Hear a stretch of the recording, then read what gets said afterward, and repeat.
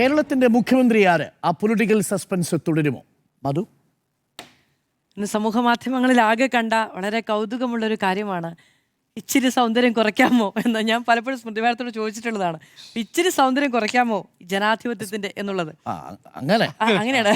Okay, സഹോദരയോടെ അങ്ങോട്ട് ചോദിക്കാൻ പറ്റില്ലല്ലോ, ഇങ്ങോട്ടല്ലേ ചോദിക്കാൻ പറ്റുള്ളൂ. ഓക്കെ, അപ്പം ഇന്ന് 7 മണി സമയം, നമ്മൾ ഈ ഘടികാരങ്ങൾ നിലയ്ക്കുന്ന സമയം എന്നൊക്കെ പറയുമല്ലോ, അങ്ങനെ ദീപാദാസ് മുൻഷിയുടെ ചുവന്ന വലിയ വട്ടപ്പൊട്ടിലേക്ക് കണ്ണൂർ ഇങ്ങനെ ഉടക്കി നിൽക്കുന്ന കേരള രാഷ്ട്രീയം ഇങ്ങനെ ടക്ക് ടക്ക് എന്ന് കേൾക്കാമായിരുന്നു. നമ്മുടെ ഹരി KPCC ഓഫീസിലേക്ക് അതിനു മുൻപ് പോയിട്ടുണ്ടായിരുന്നു. എല്ലാ നേതാക്കളും അവിടെ അച്ചടക്കത്തോടു കൂടി ഇരുന്ന് മാധ്യമങ്ങൾ കാണുകയാണ്. അതായത് അവർക്ക് പാർട്ടി തീരുമാനങ്ങളെക്കുറിച്ച് അറിയാൻ, ആരാണ് തങ്ങളുടെ നേതാവ്, ആരാണ് കേരളത്തിൻ്റെ അടുത്ത കോൺഗ്രസ് മുഖ്യമന്ത്രി എന്നറിയാൻ മാധ്യമങ്ങളൊക്കെ വെച്ച് വളരെ നിർനിമേഷരായി ഇരിക്കുന്ന കോൺഗ്രസ് നേതാക്കളെ നമ്മൾ കാണുന്നുണ്ടായിരുന്നു.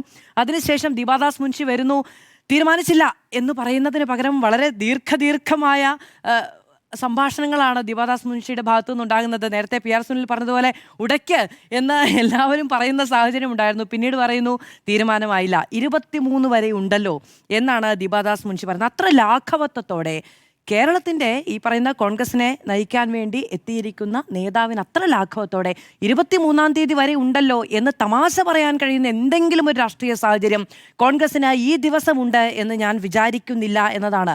വേഗമാണ് ആ തീരുമാനം എടുക്കേണ്ടത്. അത്രമേൽ പരിഹസിക്കപ്പെടുന്നുണ്ട് കോൺഗ്രസിന് അണികളും നേതാക്കളും അടക്കമുള്ളവർ. ഇന്ന് കുറച്ചു മുമ്പ് കേരളത്തിലെ കോൺഗ്രസിന്റെ ഒരു പ്രാദേശിക നേതാവ് ഫേസ്ബുക്കിൽ കുറിച്ചത്, ചായക്കടയിൽ പോയിരുന്ന് സംസാരിക്കാൻ കഴിയുന്നില്ല, 102 സീറ്റുകൾ കിട്ടി വലിയ ഭൂരിപക്ഷത്തോടുകൂടി വിജയം കിട്ടിയതിന് ശേഷം ചായക്കടയിൽ പോയി ചായ കുടിച്ച് ജനങ്ങളോട് ഒന്ന് സംസാരിക്കാൻ കഴിയുന്നില്ല എന്നതാണ് സാഹചര്യം. 10 വർഷം അധികാരത്തിന് പുറത്തിരുന്ന് മറ്റ് രാഷ്ട്രീയ പാർട്ടികളുടെ മുഴുവൻ പരിഹാസവും ഏറ്റുവാങ്ങിയ അണികൾക്കാണ് നിങ്ങൾ നേതാക്കൾ ഈ വെള്ളിത്താലത്തിൽ വെച്ച് ഈ അപമാന ഭാരം നൽകിയത് എന്നതൊന്ന് ആലോചിക്കണം. ഇന്നും തീരുമാനം വന്നിട്ടില്ല എന്നുള്ളതാണ്.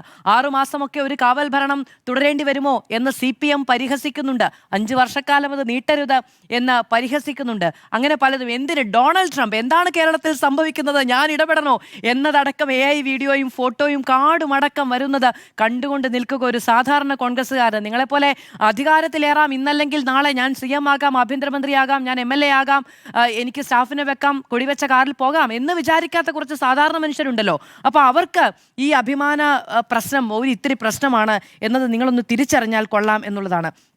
അധികാര തർക്കം എവിടെയെങ്കിലും ഉണ്ടായാൽ അതിനിടയിലേക്ക് പറന്നിറങ്ങേണ്ട നേതാക്കൾ തന്നെയാണ് അധികാര വടംവലിയുടെ ഭാഗമായി നിൽക്കുന്നത് എന്നത് നേരത്തെ സ്മൃതി മാഡം പറഞ്ഞതുപോലെ വലിയ അരണി അല്ലേ, അങ്ങനെയാണ്. അപ്പോൾ അത് നമ്മൾക്കിവിടെ കാണാൻ കഴിയുന്നുണ്ട് എന്നുള്ളതാണ്. പിന്നെ അസമിൽ നല്ല അന്തസ്സായിട്ട് തോറ്റത് കൊണ്ട് സംഘടനാകാര്യ ജനറൽ സെക്രട്ടറിക്ക് കേരളത്തിലെ രാഷ്ട്രീയ പ്രശ്നത്തിലേക്ക് കൂടുതൽ ശ്രദ്ധ കേന്ദ്രീകരിക്കാൻ കഴിയും. കാരണം അവിടെ സർക്കാർ രൂപീകരണവുമായി ബന്ധപ്പെട്ടോ അവിടെ ഇത്തരത്തിൽ എന്തെങ്കിലും തരത്തിലുള്ള മൂപ്പിളമ തർക്കമോ ഉണ്ടോ എന്ന് വിചാരിച്ച് ബുദ്ധിമുട്ടേണ്ടുന്ന സാഹചര്യം നിലവിൽ അസമിലെ ജനങ്ങൾ നൽകിയിട്ടില്ല എന്നുള്ളത് കൊണ്ട് കേരളത്തിലേക്ക് കൂടുതൽ കോൺസെൻട്രേറ്റ് ചെയ്യാൻ കഴിയുന്ന ഒരു സാഹചര്യമുണ്ട് എന്നുള്ളതാണ്. 3 വജ്രായുധങ്ങൾ ഇന്ന് ഈ വട്ടമേശ സമ്മേളനത്തിൽ പുറത്തെടുത്തു എന്നുള്ളതാണ്. അതിൽ KCയുടെ വജ്രായുധം MLA മാരുടെ പിന്തുണ എന്നത് തന്നെയാണ്.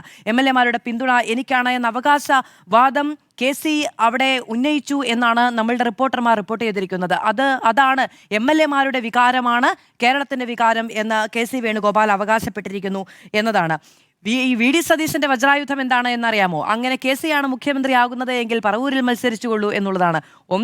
ഒരു ഘട്ടത്തിൽ VD സതീശൻ പിന്നിട്ട് നിന്ന മണ്ഡലമാണ് പറവൂർ. അവിടെ KC വരികയാണെങ്കിൽ ഇരിക്കൂരിൽ തോൽപ്പിക്കുമെന്നാണ് കഴിഞ്ഞ ദിവസം ഇരിക്കൂരിൽ നടന്ന പ്രതിഷേധത്തിനിടെ ഇരിക്കൂരിലെ കോൺഗ്രസ്സുകാർ പറഞ്ഞത്. പറവൂരിൽ വന്നാൽ നിലം തൊടില്ല എന്നുള്ളതാണ് VD സതീശൻ അവകാശവാദം. പക്ഷെ ഇനി അങ്ങനെ സംഭവിക്കുകയാണെങ്കിലും അതിന്റെ മുഴുവൻ പടി ആർക്ക് വരും? VD സതീശന് വരും. നിന്ന് തോൽപ്പിച്ചു എന്നായിരിക്കും.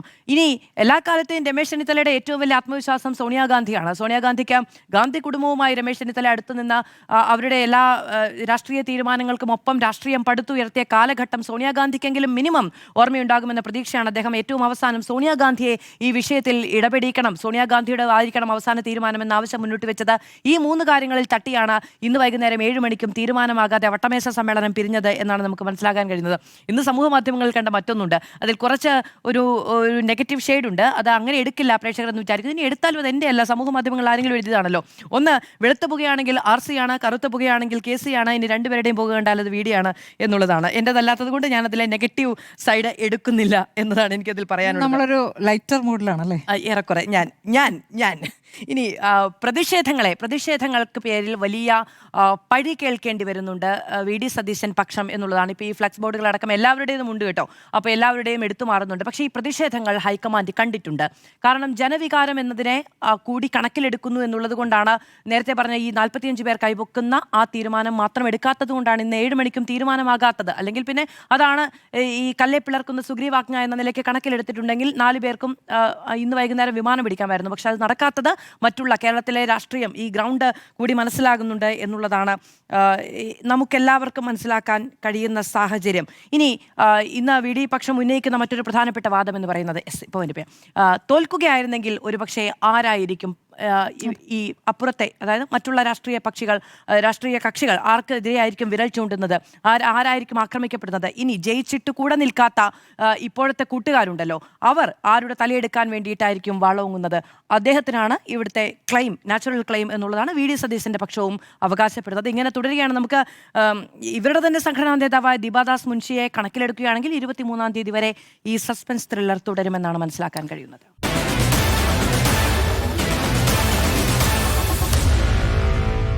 Meet the editors.